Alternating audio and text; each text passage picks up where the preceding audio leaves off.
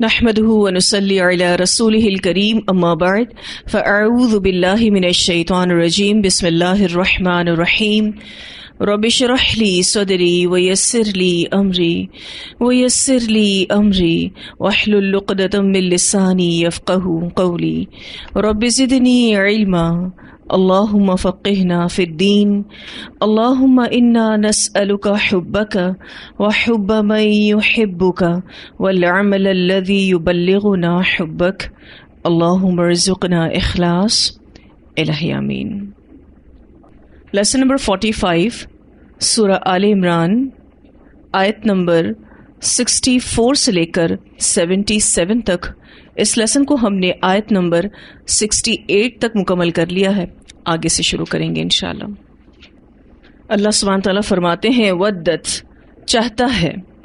ودت کا جو لفظ ہے واو دال سے ہے، شدید چاہت کو کہتے ہیں۔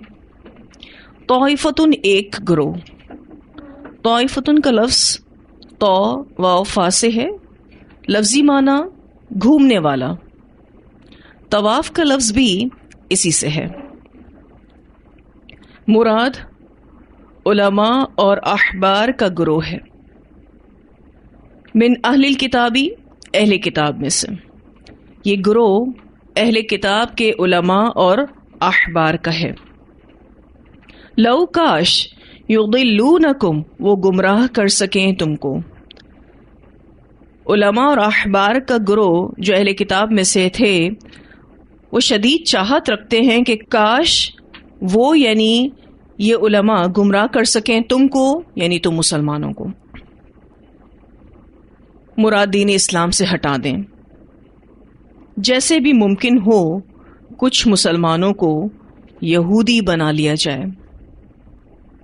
ان آیات میں یہود کے مسلمانوں سے حسد اور اناد کو واضح کیا گیا ہے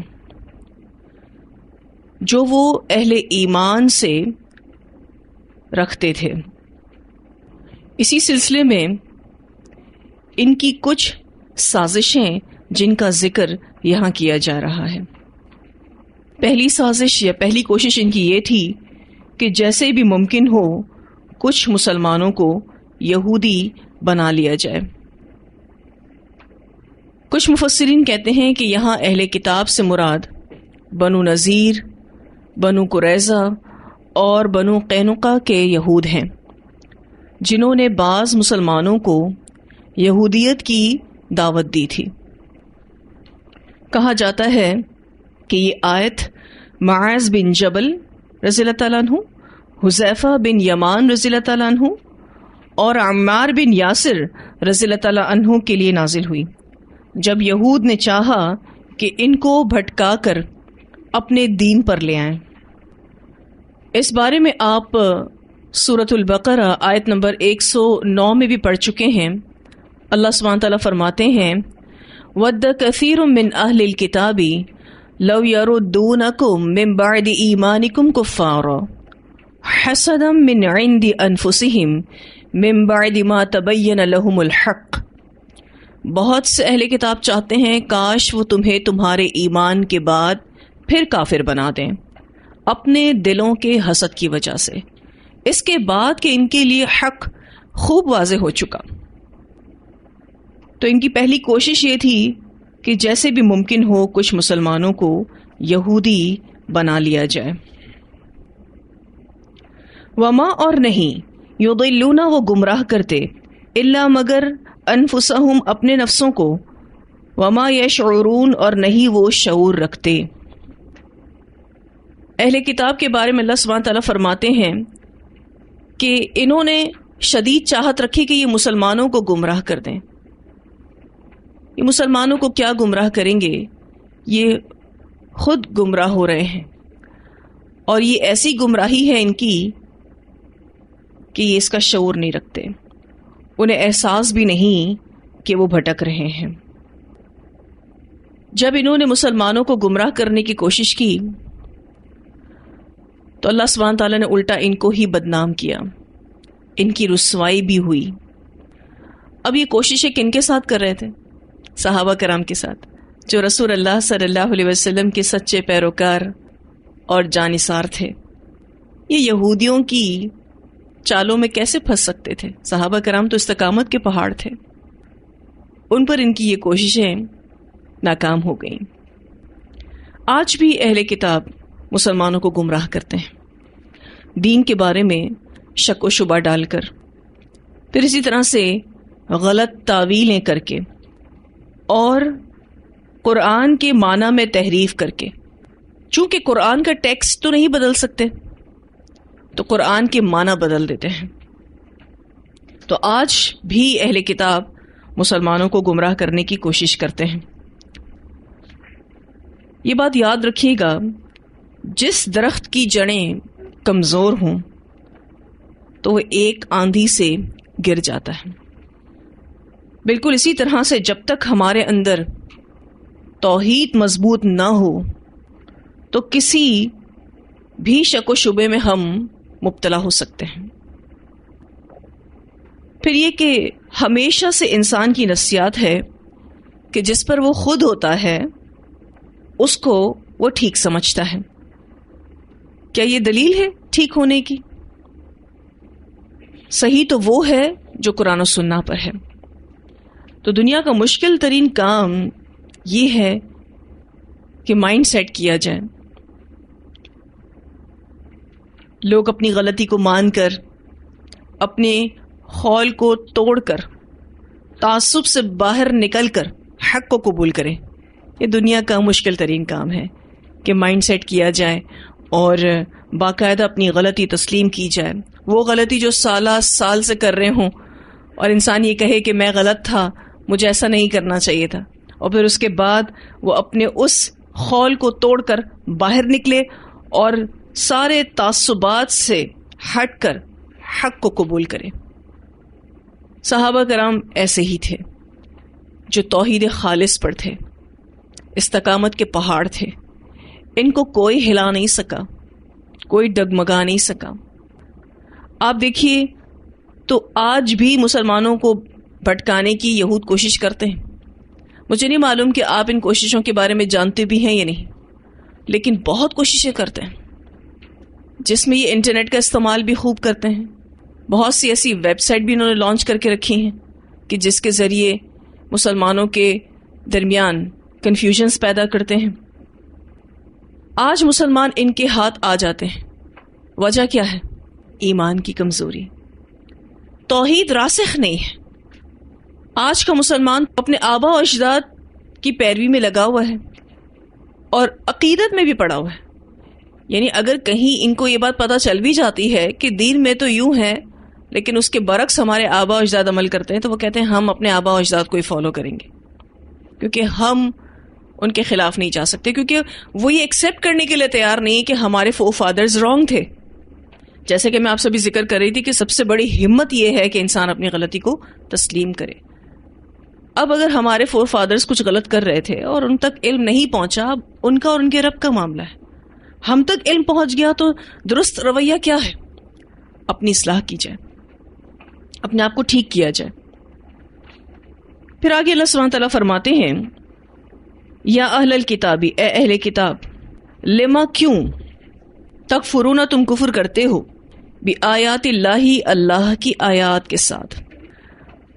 سوالیہ انداز اختیار کیا گیا ہے تاکہ ان کا شعور جاگے کہ اہل کتاب تم کیوں اللہ کی آیات کا کفر کرتے ہو۔ یہاں بھی آیات اللہ سے مراد قرآن مجید ہے، اور دوسری مراد ان کی اپنی کتابوں میں آپ صلی اللہ علیہ وسلم کی آمد کی خوشخبری اور اوصاف ہیں۔ یہ ان آیات کو بھی نہیں مانتے تھے جو ان کی اپنی ہی کتابوں میں تھیں، جس میں نبی اکرم صلی اللہ علیہ وسلم کی آمد کے بارے میں بتایا گیا، آپ کے اوصاف بتائے گئے تاکہ ان کو کوئی دشواری نہ ہو نبی اکرم صلی اللہ علیہ وسلم کو پہچاننے میں۔ وَأَنْتُمْ، حالانکہ تم، تشہدون، تم گواہ ہو۔ وَأَنْتُمْ کا واو یہاں پر حالیہ ہے، یعنی تمہارا حال یہ ہے کہ تم گواہ ہو، یعنی تمہارا انکار لا علمی کی وجہ سے نہیں تھا، یہ رسول اللہ صلی اللہ علیہ وسلم کو پہچانتے تھے، اپنی کتابوں میں موجود رسول اللہ صلی اللہ علیہ وسلم کی خوشخبریوں کو جانتے تھے، پر اس کو چھپا جاتے تھے۔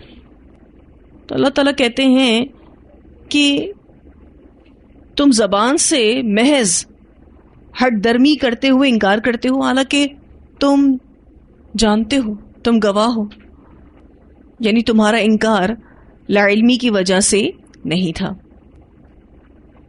سورہ انعام کی آیت نمبر 20 اور 21 میں آتا ہے، اللہ سبحانہ تعالیٰ فرماتے ہیں الذین آتیناہم الکتاب یعرفونہ کما یعرفون ابناءہم الذین خسروا انفسہم فہم لا یؤمنون ومن اظلم ممن افترى علی اللہ کذبا او کذب بآیاتہ انہ لا یفلح الظالمون۔ وہ لوگ جنہیں ہم نے کتاب دی وہ اسے پہچانتے ہیں۔ کسے پہچانتے ہیں؟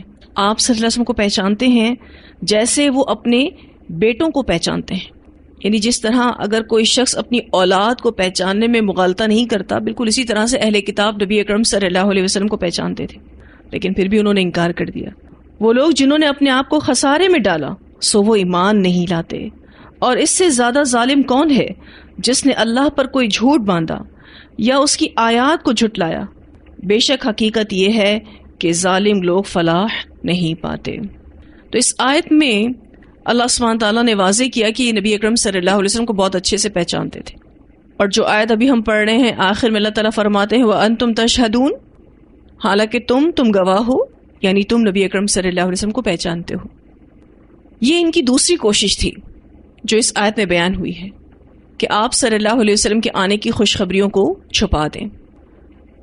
ہم سب جانتے ہیں کہ یہ اہل کتاب علماء مانے جاتے تھے، اور جتنے بھی امی لوگ تھے یعنی مشرکین عرب، وہ انہی کے پاس دین کی باتیں پوچھنے جایا کرتے تھے۔ تو انہوں نے یہ کوشش کی کہ نبی اکرم صلی اللہ علیہ وسلم کے آنے کی خوشخبریوں کو چھپا دیا جائے تاکہ لوگ مسلمان ہی نہ ہوں۔ انہوں نے عوام کو ان آیات کے بارے میں بتایا ہی نہیں۔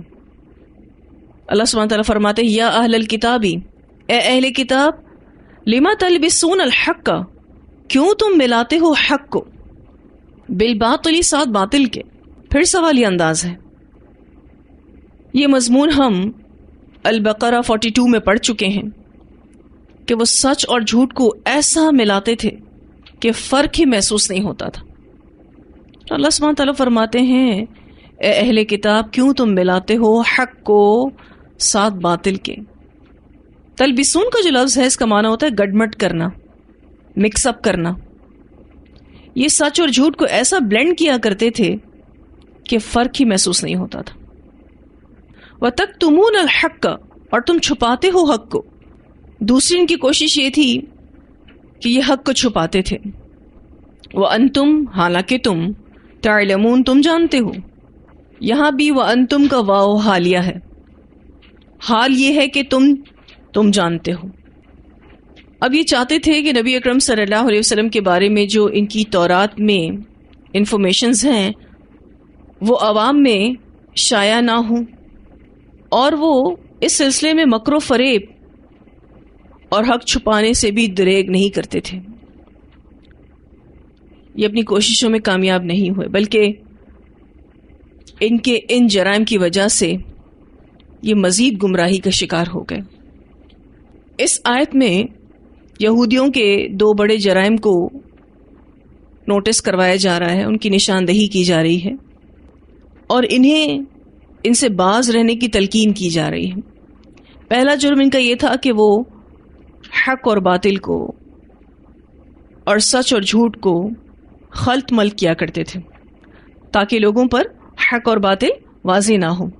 اور دوسرا جرم ان کا کتمان حق ہے، یعنی نبی اکرم صلی اللہ علیہ وسلم کے بارے میں جو تورات میں آیات ہیں وہ چھپا دی جائیں تاکہ رسول اللہ صلی اللہ علیہ وسلم کی صداقت لوگوں پر نمایاں نہ ہو۔ دو بڑے بڑے جرائم جس کے مرتکب یہ اہل کتاب ہوتے تھے، دونوں ہی بہت بڑے گناہ ہیں۔ آج ہم مسلمانوں کا حال دیکھیں تو اہل کتاب سے کچھ بعید نہیں ہے۔ مسلمانوں کے جو فرقے بن گئے ہیں جو علماء ہیں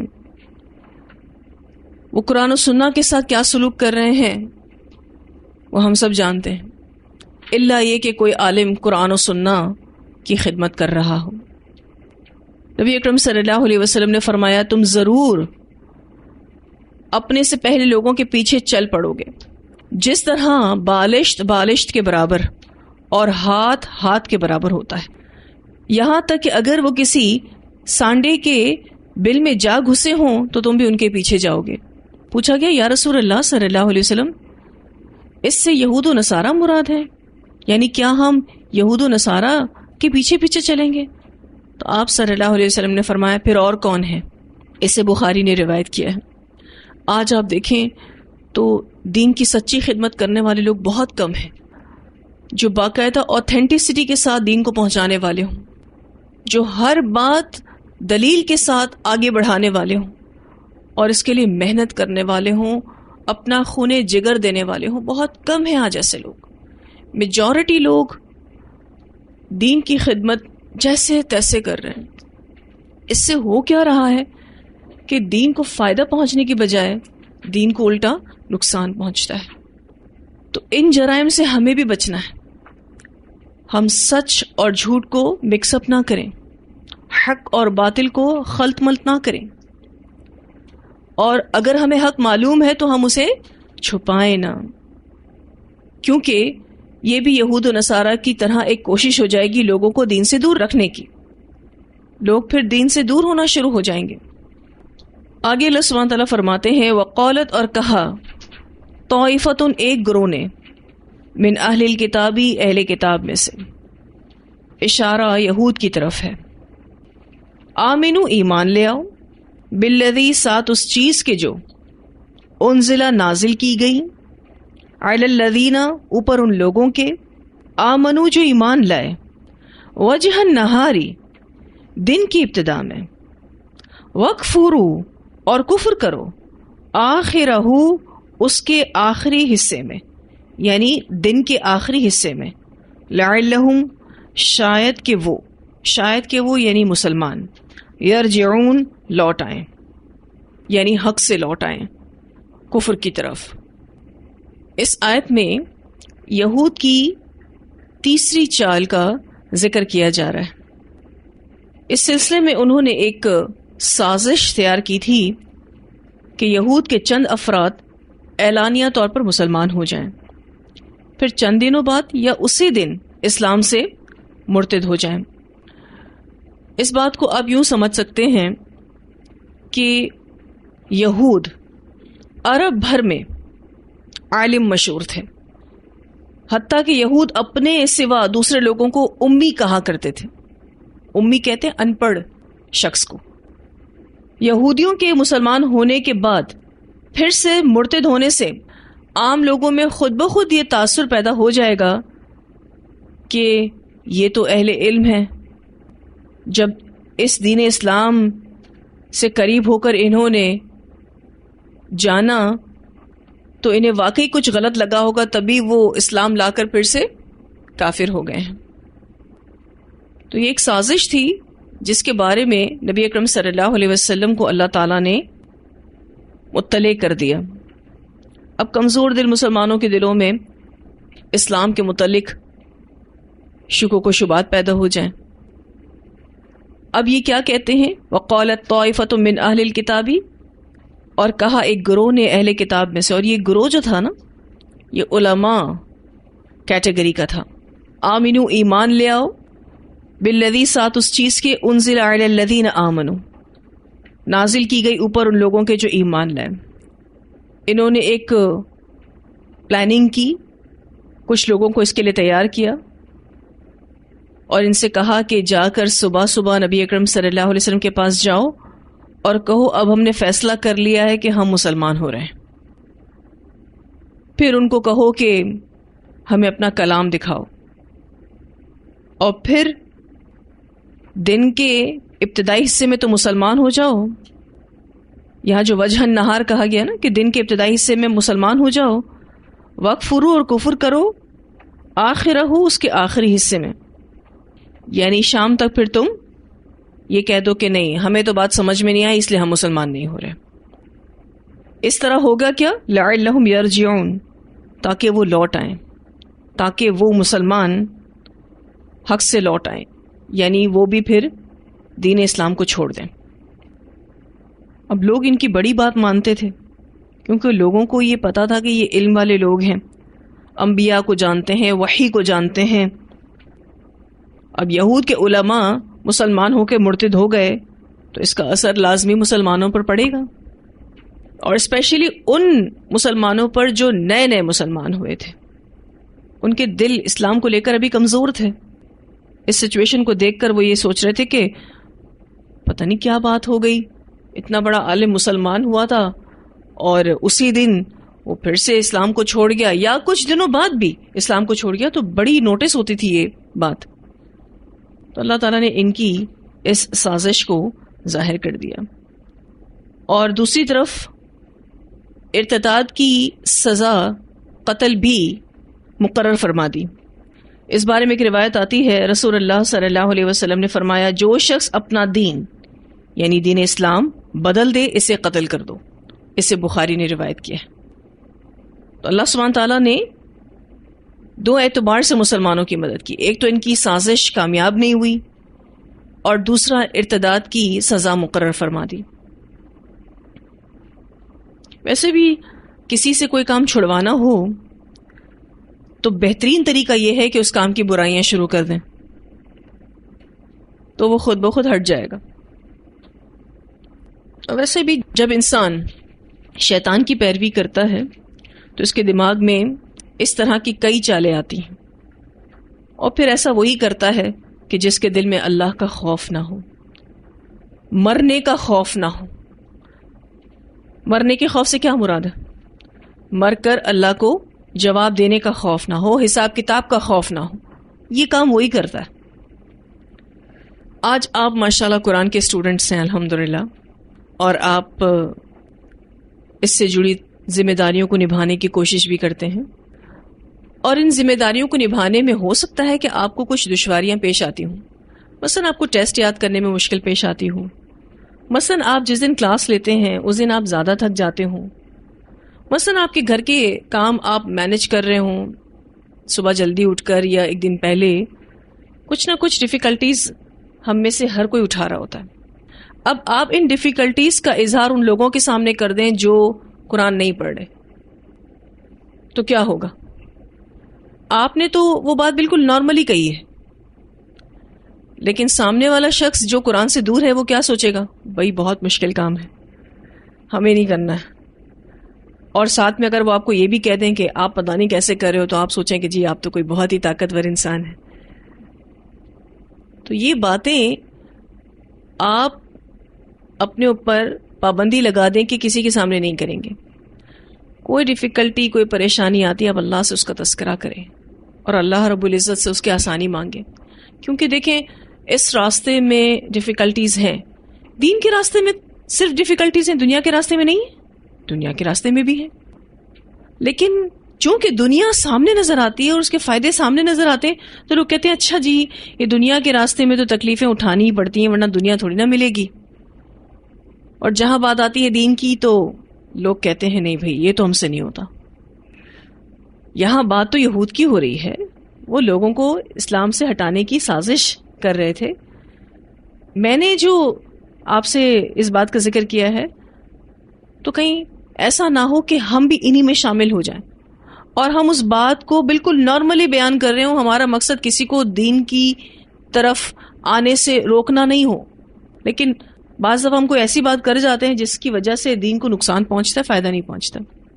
ہاں البتہ آپ یہ ضرور کہہ سکتے ہیں کہ مجھے پریشانیاں ہوتی ہیں لیکن الحمدللہ ایسے حل ہوتی ہیں کہ واقعی حیرانگی ہوتی ہے. کام بھی سارے ہو جاتے ہیں، اور ہو جاتے ہیں، سارے کام ہو جاتے ہیں. آپ دین کے راستے میں میچورٹی کے ساتھ چلتے رہیں، غور و فکر کے ساتھ چلتے رہیں، آپ کو بارہا اللہ تعالیٰ اس بات کا احساس دلائے گا کہ آپ کا کوئی کام نہیں رکا. الحمدللہ سارے کام ہو جائیں گے اور بہت اچھے سے ہوں گے، اور اللہ کی خاص مدد بھی آپ محسوس کریں گے. اس طرح سے تذکرہ کرنا ہو تو کریں، تو لوگ موٹیویٹ ہوتے ہیں دین کی طرف. اب آپ دیکھیے کہ یہاں پر ان کا کیا معاملہ تھا؟ مسلمانوں کو دین سے ہٹانے کے لیے کتنی خطرناک سازش انہوں نے چلی. یہ کوئی چھوٹی سازش نہیں تھی، بہت بڑی سازش تھی. آگے اللہ سبحانہ تعالیٰ فرماتے ہیں وَلَا تُؤْمِنُوا، اور نہ تم ایمان لاؤ.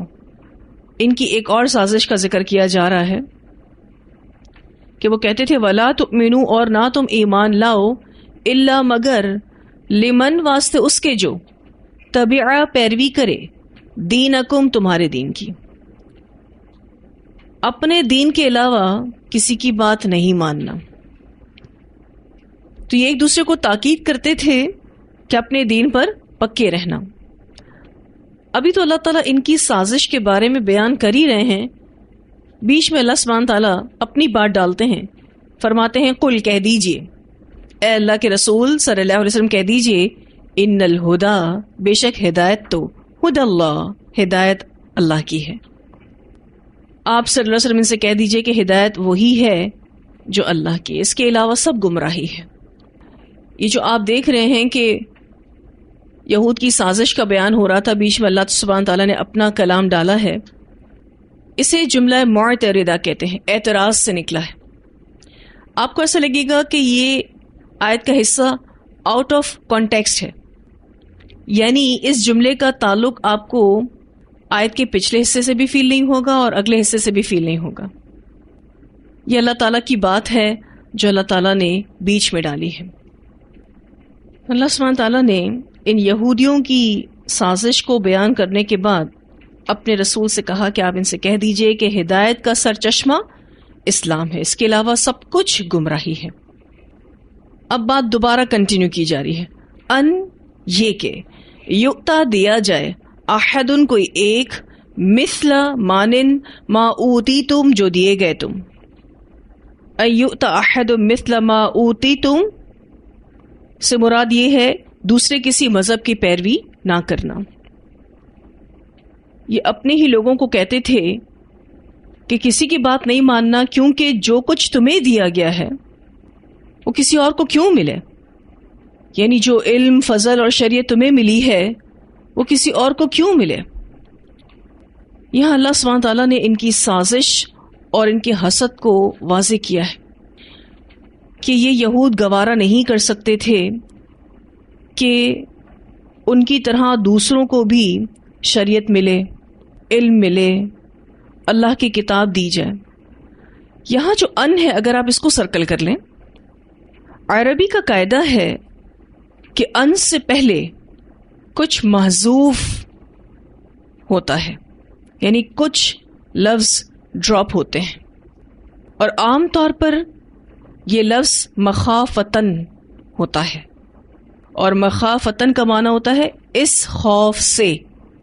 اب آپ دیکھیے ان یؤتا کہ دیا جائے، اس سے پہلے اگر آپ مخافتن کا لفظ لکھ لیں، اور معنی کیا ہے مخافتن کا؟ اس خوف سے، کہ ان کو خوف ہے کہ کہیں کسی اور کو وہ پوزیشن نہ مل جائے جو تم کو ملی ہے. کیونکہ یہ گوارا نہیں کر سکتے تھے کہ ان کی طرح دوسروں کو شریعت ملے، فضل ملے، علم ملے، اللہ کی کتاب ملے. تو ان کا لفظ آپ کو بہت کچھ واضح کر رہا ہے. یہ بات واضح کر رہا ہے کہ علماء ایسی بات کیوں کہتے تھے. کون سی بات؟ ان یؤتا احدم مثل ما اوتیتم. تو عربی زبان کا قاعدہ یہ ہے کہ ان سے پہلے کچھ محذوف ہوتا ہے، یعنی کچھ لفظ ڈراپ ہوتے ہیں، اور عام طور پر یہ لفظ مخافتن ہے، جس کا معنی یہ ہوتا ہے اس خوف سے، کہ ان کو خوف ہے کہ کہیں کسی اور کو وہ پوزیشن نہ مل جائے جو تم کو ملی ہوئی ہے. اچھا، یہ بات ہم پیچھے بھی پڑھ چکے ہیں، جہاں ہم نے آیت الدین میں 2 عورتوں کی گواہی کے بارے میں پڑھا تھا. اللہ سبحانہ تعالیٰ فرماتے ہیں ان تضل احداہما فتذکر احداہما الاخری، اس خوف سے کہ دوسری بھول جائے. کتنی عورتوں کی گواہی کر لو؟ 2 عورتوں کی گواہی. تو وہاں پر بھی ان آیا تھا. اور ان کیوں آتا ہے؟ کیونکہ کچھ نہ کچھ محذوف ہوتا ہے. اب ان کو پہلا خوف یہ تھا کہ اگر تم نے آپ صلی اللہ علیہ وسلم کی بات مان لی تو تم جو علماء بن کر پھرتے ہو پھر تمہارے رتبے کا کیا ہوگا؟ ساری عزت وقار ماند پڑ جائے گا. یہ اصل بیماری تھی جو ان کو حق سے روکے ہوئی تھی. اور دوسرا ان کو خوف جو تھا وہ آگے بیان کیا جا رہا ہے. او یحاجوکم، یا وہ جھگڑا کریں تم سے، عند ربکم، تمہارے رب کے پاس. تم مسلمانوں کی باتیں سن لو پر اس کو قبول نہیں کرنا. کیوں؟ اگر تم نے ان کی بات مان لی تو تمہارے خلاف ان کو حجت مل جائے گی. مسلمان تمہارے خلاف قیامت کے دن کلیم کریں گے کہ ان کی کتاب میں تو اللہ تعالیٰ سب کچھ لکھا ہوا تھا لیکن پھر بھی یہ نہیں مانے. تو مسلمان قیامت کے دن تمہارے خلاف گواہی دے دیں گے کہ وہ تو ایمان لے آئے اور تم لوگوں نے حق واضح ہو جانے کے باوجود بھی کفر کی راہ اختیار کی، تم پھر بھی نہیں مانے. تو یہ دونوں خوف ان کو تھے. ایک خوف ان یؤتی احد مثل ما اوتیتم، اور دوسرا خوف او یحاجوکم عند ربکم. اور یہ سارے خوف کے پیچھے ان کا حسد اور ان کا عناد تھا مسلمانوں کے لیے. سب سے بڑا حسد جو ان کو نبی اکرم صلی اللہ علیہ وسلم سے تھا وہ کیا تھا؟ کہ جو نبوت تم کو ملنی چاہیے تھی وہ بنو اسماعیل کو مل گئی. دیکھو اب بنی اسرائیل کے انبیاء کو مت چھوڑنا، ان کے علاوہ کسی کی بات نہیں ماننا، اور تم مطمئن رہو تم حق پر ہو. تو اللہ سبحانہ تعالیٰ ان کو جواب دیتے ہیں قل ان الفضل بید اللہ، کہہ دیجئے بے شک فضل اللہ کے ہاتھ میں ہے. اور فضل سے مراد یہاں پر ہدایت، نبوت اور قرآن ہے. اچھا، اس سے پہلے بھی اللہ سبحانہ تعالیٰ نے یہ فرمایا قل ان الہدی ہدی اللہ. اب اسی بات کو مختلف انداز میں دوبارہ سے دہرایا جا رہا ہے قل ان الفضل بید اللہ، کہہ دیجئے بے شک فضل اللہ کے ہاتھ میں ہے. یؤتیہ، وہ دیتا ہے اس کو، من یشاء، جسے وہ چاہتا ہے. یہ اللہ کا فیصلہ ہے کہ وہ جس کو بھی نبوت دے، اس میں کسی بندے کا فیصلہ نہیں اور نہ ہی مرضی ہے. واللہ واسع علیم، اور اللہ تعالیٰ وسعت والے ہیں، خوب جاننے والے ہیں. تو اس آیت میں اللہ سبحانہ تعالیٰ نے یہود کی سازشوں کو واضح کیا ہے. انہوں نے حق کو گروہی چیز بنا دیا تھا. تو علماء یہود اپنے فالوورز کو یہ تلقین کرتے جب وہ رسول اللہ صلی اللہ علیہ وسلم سے متاثر ہونے لگتے کہ دیکھو اپنے دین پر پکے رہنا. وَلَا تُؤْمِنُوا إِلَّا لِمَنْ تَبِعَ دِينَكُمْ، اگر آپ نمبر 1 اس پر لگا دیں، دیکھو کسی دوسرے مذہب کی پیروی نہیں کرنا. أَن يُؤْتَ أَحَدٌ مِثْلَ مَا أُوتِيتُمْ، اور تم مسلمانوں کی بات سن لو پر قبول نہیں کرنا. کیوں؟ او یحاجوکم عند ربکم. اللہ سبحانہ تعالیٰ فرماتے ہیں بے شک فضل اللہ کے ہاتھ میں ہے. یؤتیہ من یشاء، وہ دیتا ہے اس کو جسے وہ چاہتا ہے. واللہ واسع علیم، اور اللہ تعالیٰ وسعت والے ہیں، علم والے ہیں. یختص برحمتہ، خاص کر لیتا ہے ساتھ اپنی رحمت کے. یختص کا جو لفظ ہے اس کا معنی ہے کسی کو خاص کر کے الگ سے نوازشیں عطا کرنا.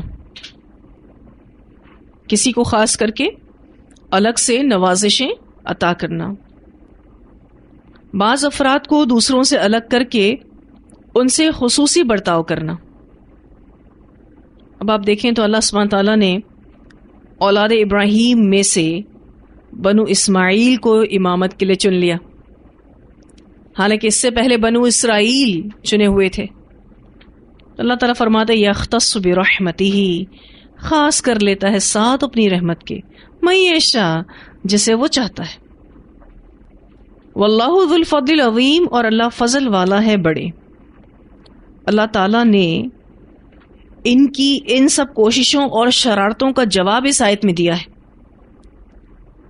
اور وہ جواب یہ ہے کہ بے شک ایک وقت تھا جب اللہ نے تم کو چنا تھا، لیکن تمہاری بدعہدیوں کی وجہ سے تم اس کے قابل نہیں رہے۔ جب تم اس کے اہل نہیں رہے تو اللہ تعالیٰ نے یہ فضل بنی اسماعیل کو عطا کر دیا، اللہ نے پھر ان کو چن لیا۔ کیوں؟ یختص برحمتہ من یشاء، خاص کرتا ہے ساتھ اپنی رحمت کے جسے وہ چاہتا ہے۔ واللہ ذو الفضل العظیم، اور اللہ بڑے فضل والا ہے۔ اللہ تعالیٰ تو ہر قوم کو اپنا فضل عطا کرنا چاہتا ہے، بشرطے کہ وہ قوم اپنے آپ کو اس فضل کا اہل بھی تو ثابت کرے۔ اللہ تعالیٰ نے بنی اسرائیل کو فضل دیا تو، اور کتنے انبیاء ان کے درمیان آئے، لیکن ان کی بدعہدیوں کی وجہ سے یہ مزید فضل کے قابل نہ رہے۔ تو اہل کتاب کے علماء اپنی عوام کو تعلیم نہیں دیتے تھے، اور بس ان کو ایک نسلی فخر میں مبتلا کر کے رکھا تھا کہ تم تو چوزن پیپل ہو، تم تو چنے ہوئے لوگ ہو، تم تو جنت میں ہی جاؤ گے، اور اگر تم جہنم میں چلے بھی گئے تو چند دن کے لیے۔ بس اسی طرح اپنے علماء کی باتیں مانتے رہو، تم جنت میں ضرور جاؤ گے۔ تو یہ مذہب کے نام پر نفرتیں پھیلاتے تھے، جو کہ انتہائی غلط بات ہے۔ اتنی آیات کی تلاوت سنتے ہیں، پھر آگے پڑھیں گے انشاءاللہ تعالی۔ وَدَّتْ طَائِفَةٌ مِّنْ أَهْلِ الْكِتَابِ لَوْ يُضِلُّونَكُمْ وَمَا يُضِلُّونَ إِلَّا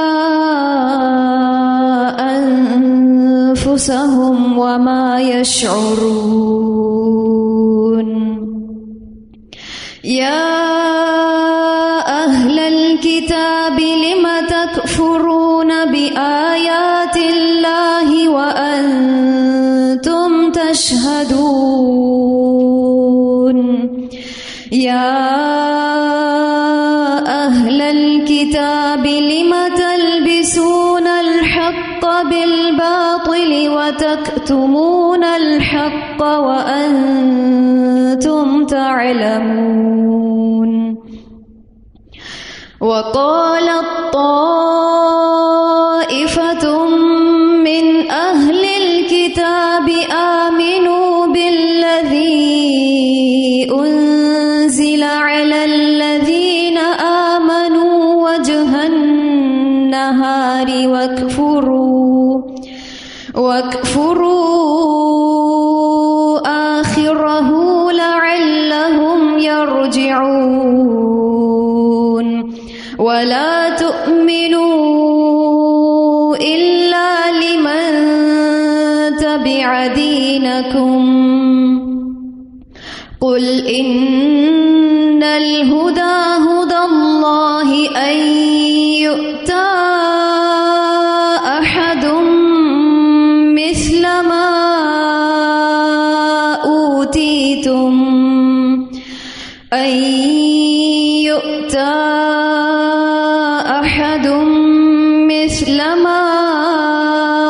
أوتيتم أو يحاجوكم عند ربكم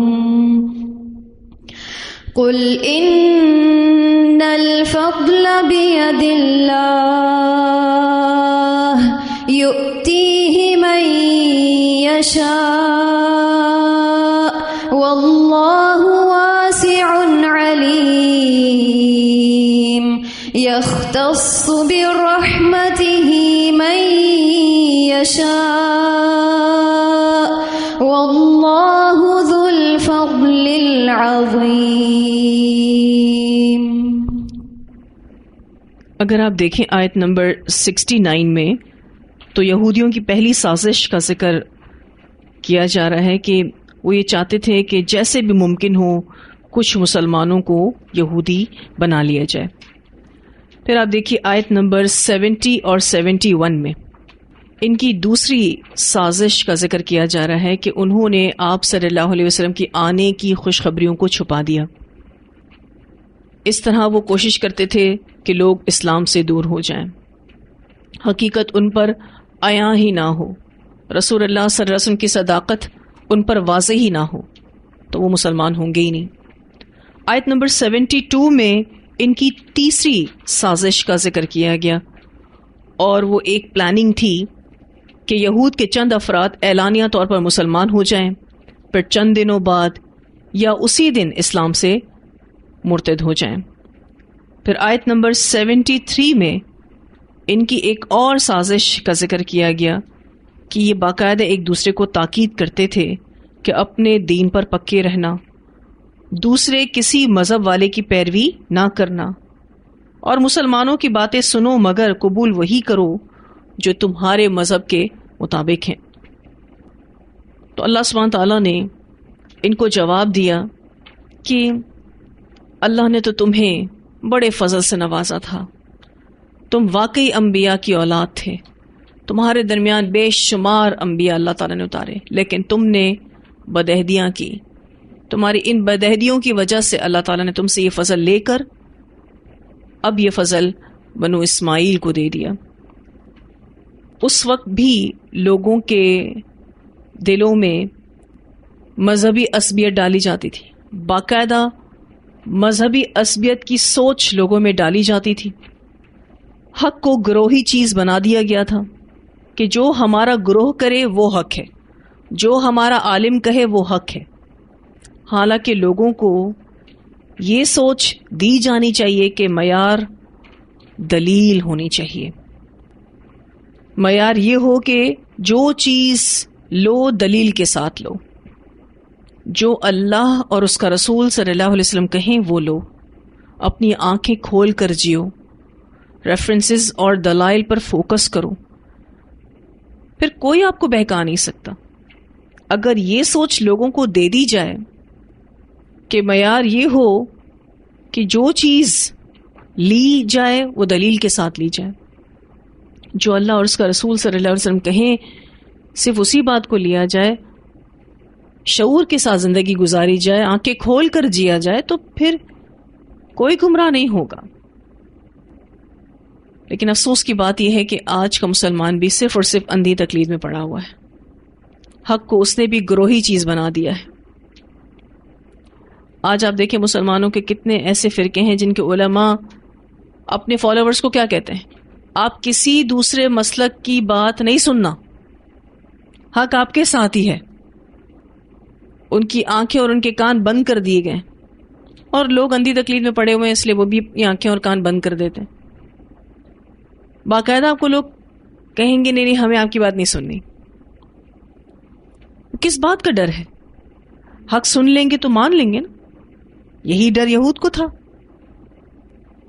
اور پھر ان کو بڑا کون کہے گا؟ بڑے تو پھر وہ ہو جائیں گے جو حق کے ساتھ ہیں۔ یہی تو خوف آج کے مسلمان علماء کو بھی ہے۔ تو اللہ سبحانہ تعالیٰ نے ان کی یہ ساری بات واضح کر کے ہماری اصلاح بھی کی ہے کہ ہمیں ہمیشہ حق کو فالو کرنا ہے۔